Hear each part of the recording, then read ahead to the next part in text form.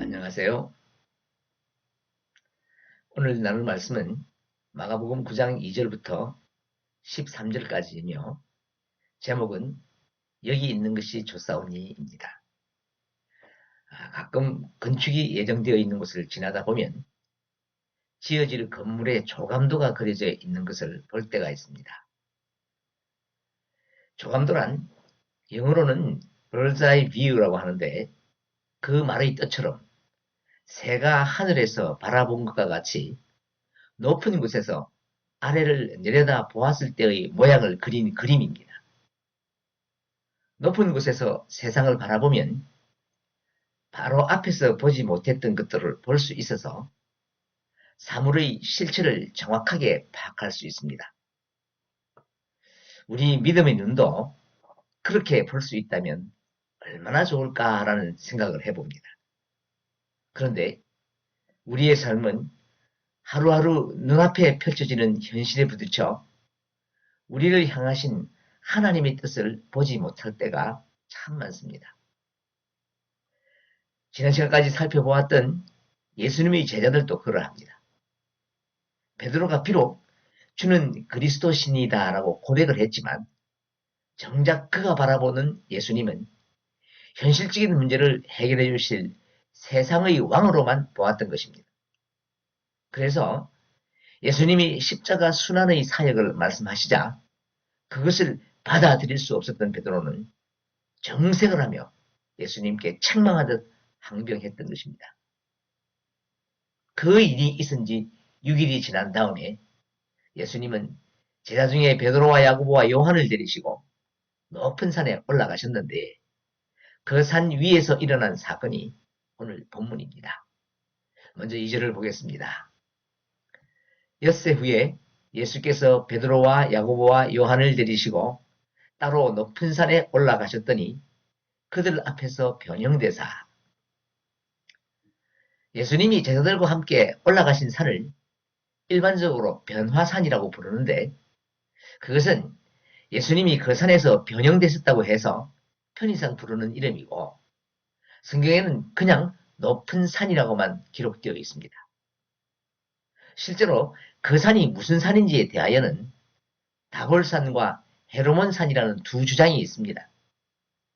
그것은 시편 89편 12절에서 남북을 주께서 창조하셨으니 다볼과 헤르몬이 주의 이름으로 말미암아 즐거워하나이다 라는 말씀에 근거한 것인데 둘 다 신빙성이 부족하고 또 그 산이 무슨 산인지가 중요한 것이 아니라 그 산에서 일어났던 신비로운 사건이 우리에게 무엇을 말하는가를 이해하는 것이 중요한 것입니다. 예수님은 12명의 제자 중에 베드로와 야고보와 요한만을 데리고 산에 오르셨습니다. 일반적으로 이 세 사람을 예수님의 수제자라고 말합니다. 그래서인지 사복음서 안에서 이들의 이름은 다른 제자들보다 자주 등장합니다. 회당장 야이로의 딸을 살리실 때에 이들 외에 다른 제자들이 따라오는 것을 허락하지 않은 것이나 앞으로 살펴볼 내용이지만 예수님이 겟셋마네에서 기도하실 때에 특별히 이들만 데리고 가신 것을 보면 알 수 있습니다. 그리고 감람산에서 성전이 무너뜨려질 것을 말씀하실 때에는 이 세 명이 예수님께 그때가 언제인지를 묻는 탁월함도 가지고 있었습니다. 자, 그런데 성경 여러 곳에서 이 세 제자가 등장할 때를 보면 그들이 불평하는 모습이나 책망을 받는 모습들이 자주 나타납니다. 왜냐하면 아직도 권력이나 부를 추구하는 세상적 가치관에 젖어 있었기 때문입니다. 대표적인 예로 베드로는 예수님의 십자가의 사역을 책망하듯 항변하였고 야고보와 요한은 주님의 나라가 임하실 때에 좌우편에 앉게 해달라고 청탁을 합니다. 이런 문제는 성경에 구체적으로 기록되지는 않았지만 비단 베드로, 야고보, 요한만의 문제가 아닙니다. 예수님을 따르는 제자 전체의 문제였습니다.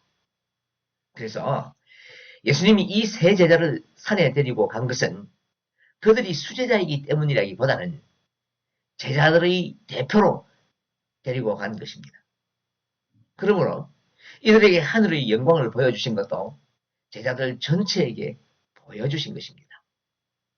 자, 그런데 가끔 성도들 중에는 어떤 특별한 영적 경험을 했을 때에 자신이 다른 사람들보다 신앙이 더 깊어서 하나님의 특별한 사랑을 받았다고 생각합니다.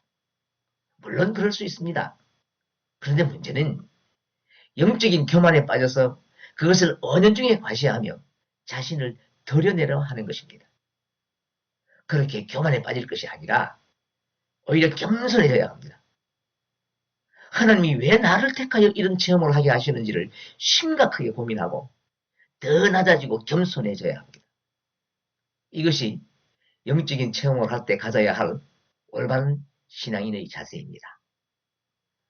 본문에서 엿새후라는 때는 서두에서 말씀드린 바와 같이 베드로의 고백 후에 예수님이 제자들에게 당신이 장차 고난을 받고 십자가를 지신 후 사흘 만에 살아나실 것과 또 제자들에게 자기 십자가를 지고 나를 따라오라는 말씀이 있었던 그날의 엿새후를 말하는 것입니다. 그러니까 그 일이 있었던 후 제7일이 되는 날입니다. 하나님의 창조사역에서 제7일은 하나님이 여세 동안의 창조를 마치고 안식하신 완성의 때를 의미합니다. 그러므로 여기서 엿새후라는 때는 예수님이 십자가 순환을 당하시고 부활하셔서 구원의 온전한 완성을 이루신 부활의 때를 상징하는 것이라고 볼 수 있습니다. 그 모습이 산에서 변형되어 하나님의 형상을 완전히 회복한 영광스러운 모습입니다. 예수님은 그 모습을 제자들에게 미리 보여주심으로 부활 승천 후 다시 오셔서 이 땅에 온전한 하나님 나라가 완성될 때까지 제자들이 자기 십자가를 지는 사명을 감당할 수 있게 하신 것입니다. 그리고 변형대사라는 말의 헬라어 원어의 뜻은 단순히 겉모습의 변화만을 의미하는 말이 아니라 내면에서 일어나는 영적인 변화가 외적으로까지 나타나는 변화를 의미합니다. 그러니까 지금 예수님이 변형되신 것은 외형적으로는 죄인의 몸을 입고 이 땅에 오셨지만 내면적으로는 전혀 죄가 없으신 예수님이 이 변형을 통하여 죄 없는 내면의 영광을 외적으로 드러내셔서 예수님의 메시아 되심과 그 메시아로 인하여 이 땅에 이루어질 하나님 나라의 영광을 새 제자에게 보여주신 것입니다. 그러므로 이것은 9장 1절에서 말씀하신 여기 서 있는 사람 중에는 죽기 전에 하나님의 나라가 권능으로 임하는 것을 볼 자도 있느니라는 말씀을 부분적으로나마 성취한 것이라고 볼 수 있습니다. 그런데 그 장소가 높은 산입니다. 이 높은 산이라는 장소는 대단한 상징적인 의미가 있습니다. 일찍이 중국의 장제라는 철학자가 재물론을 말했는데 도의 관점에서 세상을 바라보면 선과 악, 아름다움과 추함이 구별이 없다고 했습니다. 그는 예수님보다 300여 년 전의 사람으로 하나님을 몰랐던 사람이어서 만물을 지배하는 원리를 도라고 표현했지만 그 도를 기독교적으로 표현하면 하나님이십니다. 그러니까 하나님의 관점에서 세상을 바라보면 세상의 모든 것은 피조물에 불과하기 때문에 그 가치의 구별은 의미가 없다는 말입니다. 우리가 높은 산에 올라가서 산 아래 세상을 바라보면 세상에 어떤 것도 크게 차이가 없습니다.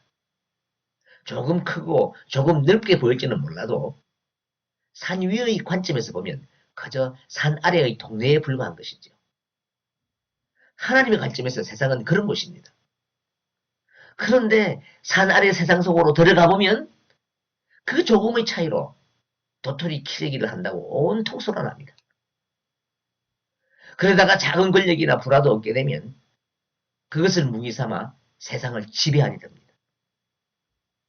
자, 이렇게 하나님의 다스림에서 벗어난 인간들의 모습을 사도 바울은 세상 풍조를 따르고 공중의 권세 자반들을 따랐다고 했습니다. 에베소서 2장 2절 3절을 함께 읽겠습니다. 그때 너희는 그 가운데서 행하여 이 세상 풍조를 따르고 공중의 권세 잡은 자를 따랐으니 곧 지금 불순종의 아들들 가운데서 역사하는 영이라. 전에는 우리도 다 그 가운데서 우리 육체의 욕심을 따라 지내며 육체와 마음의 원하는 것을 하여 다른 이들과 같이 본질상 진노의 자녀이었더니. 여기서 공중의 권세를 잡은 자는 사탄을 의미합니다. 그 사탄의 지배받게 되면 육체의 욕심에 따라 사는 인생이 된다는 것입니다. 예수님이 높은 산에 올라가셔서 변형의 모습을 보여주신 것은 이처럼 아직도 세상의 권력이나 물질적 가치에서 벗어나지 못한 제자들에게 이제부터는 하나님의 관점에서 세상을 보라는 것입니다. 주님은 이 말씀을 통해서 오늘을 살아가는 우리에게도 같은 명령을 하십니다. 눈앞에 보이는 세상적 가치만을 쫓으면 안 된다는 것입니다. 그래서 주님이 마태복음 6장 33절에서 그런즉 너희는 먼저 그의 나라와 그의 의를 구하라. 그리하면 이 모든 것을 너희에게 더하시리라 하고 말씀하신 것입니다. 3절을 함께 읽겠습니다. 그 옷이 광채가 나며 세상에서 빨래하는 자가 그렇게 희게할 수 없을 만큼 매우 희어졌더라. 이 모습을 마태복음에서는 그 얼굴이 해같이 빛나며 옷이 빛과 같이 희어졌더라 라고 했고, 누가복음에서는 용모가 변화되어 그 옷이 희어져 광채가 나더라 라고 했습니다. 종합해보면 얼굴에서 태양과도 같은 강렬한 빛이 나고 그 빛이 옷을 통과해서 몸 전체가 희어질 정도로 빛을 발산했다는 것입니다. 출애굽기 34장을 보면 모세가 시내산에서 십계명을 받아 내려올 때 얼굴 피부에 광채가 났습니다. 그런데 모세 얼굴에 난 광채는 모세가 하나님의 영광을 가까이 뱀으로써 얼굴에 투영된 것이기 때문에 수건으로 얼굴을 가렸을 때는 나지 않았습니다. 그러나 예수님의 광채는 예수님 몸 자체에서 빛났던 영광의 광채로서 겉옷을 뚫고 나왔을 뿐만 아니라 그 빛이 세상의 어떤 것보다도 더 새하얗게 보일 정도로 강렬했습니다. 예수님은 이렇게 변형된 모습을 통하여 하나님 나라의 영광을 보여주시며 아직도 세상적 가치에만 관심이 있는 제자들이 변화하기를 기대하신 것입니다.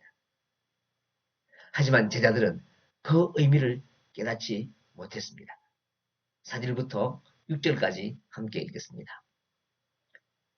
이에 엘리야가 모세와 함께 그들에게 나타나 예수와 더불어 말하거늘 베드로가 예수께 고하되 랍비여 우리가 여기 있는 것이 좋사오니 우리가 초막셋을 짓되 하나는 주를 위하여 하나는 모세를 위하여 하나는 엘리야를 위하여 하사이다 하니 이는 그들이 몹시 무서워하므로 그가 무슨 말을 할지 알지 못함이라.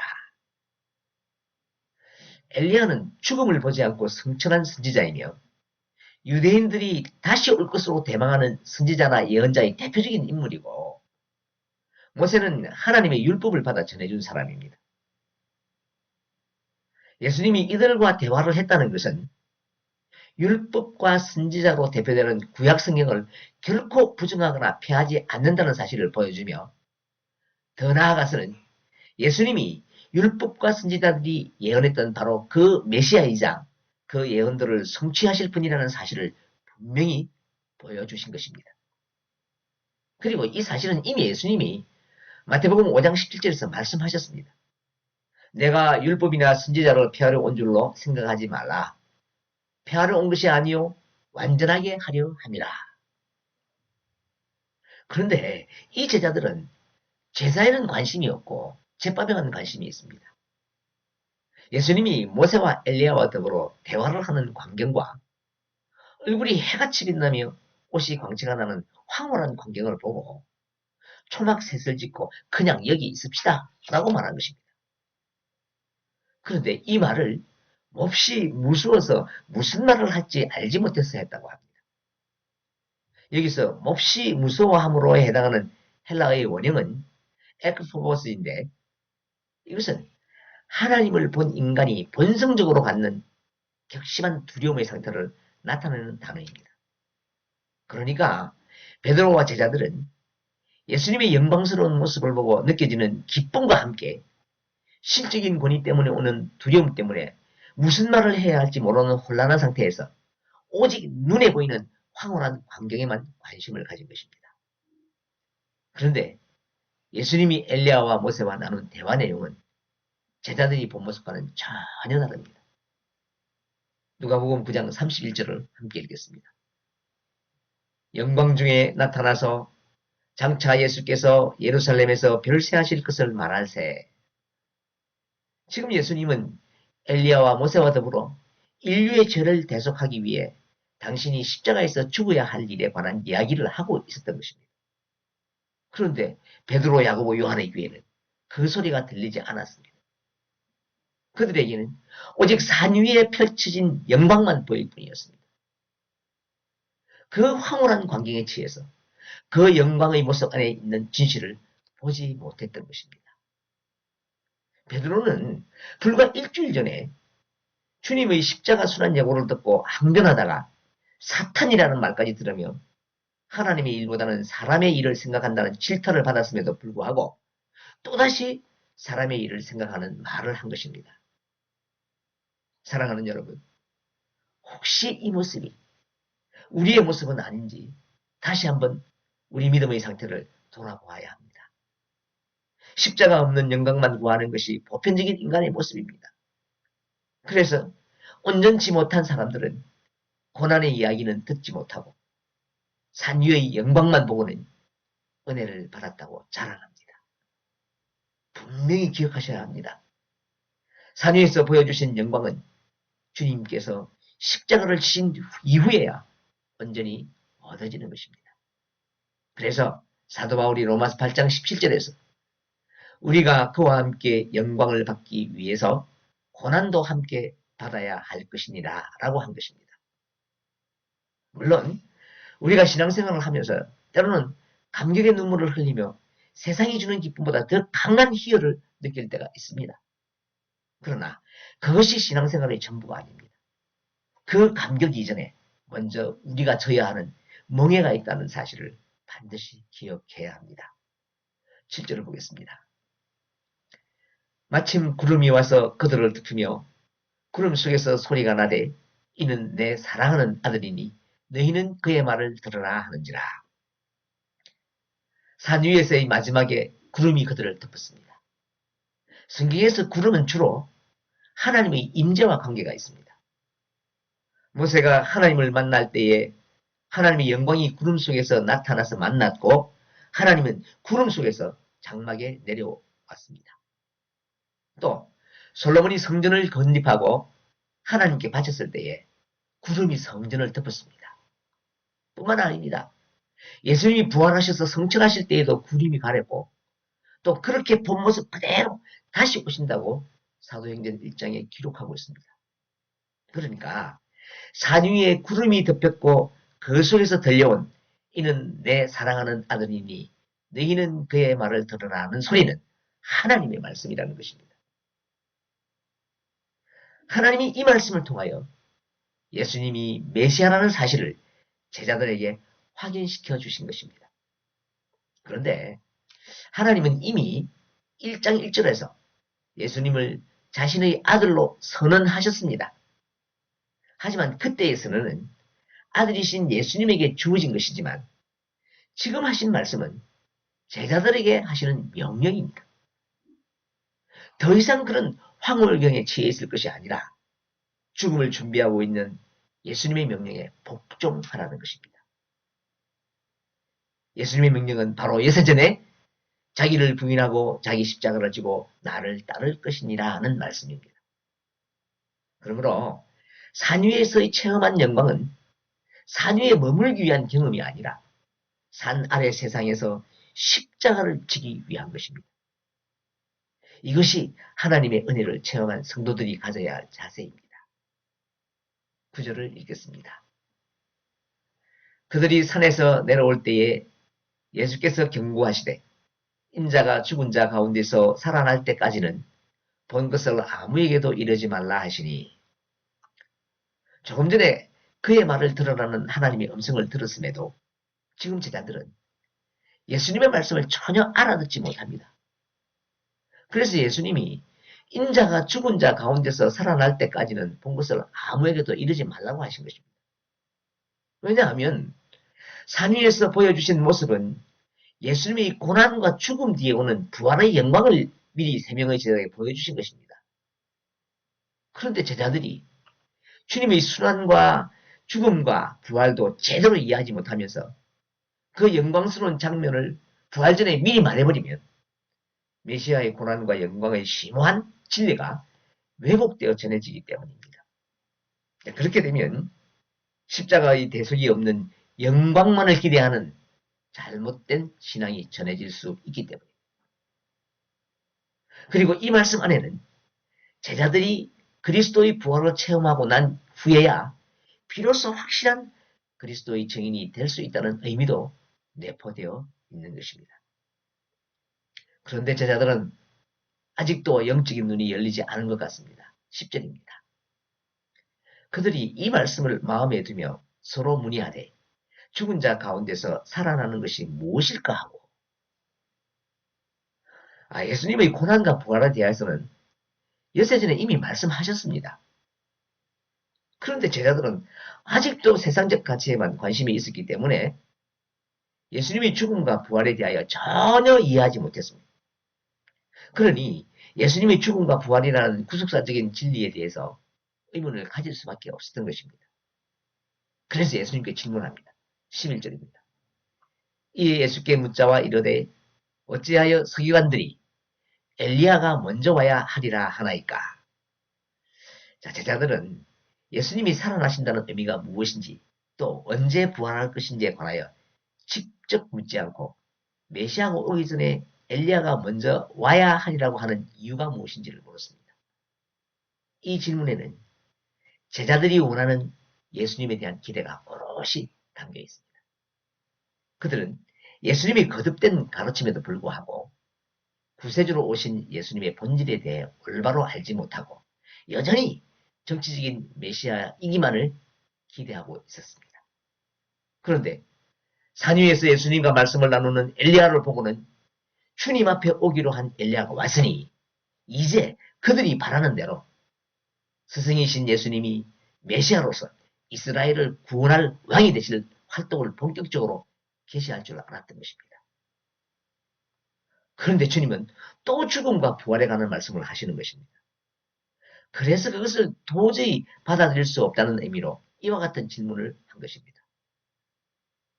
그러자 예수님은 오히려 다른 질문을 통해서 그들의 무지를 깨우치십니다. 12절, 13절입니다. 함께 읽겠습니다. 이르시되 엘리야가 과연 먼저 와서 모든 것을 회복하거니와 어찌 인자에 대하여 기록하기를 많은 고난을 받고 멸시를 당하리라 하였느냐.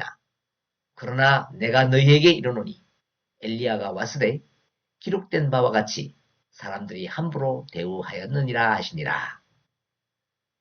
제자들이 말한 서기관들의 가르침은 구약성경 말라기 3장 1절과 4장 5절에 예언된 분명한 사실입니다. 그래서 예수님은 과연 그렇다고 먼저 제자들의 말에 동의합니다. 그런데 제자들이 이해한 엘리야는 구약의 그 엘리야 선지자였지만 예수님이 말씀하신 엘리야는 엘리야의 심령을 갖고 와서 메시아이신 예수님의 길을 예비한 세례 요한이었습니다.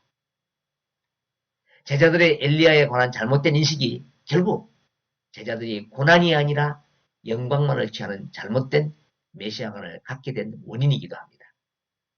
그들은 기대하던 오실 메시아가 세상의 왕으로 오실 텐데 그 길을 예비한 엘리야가 산 위에 나타난 것입니다.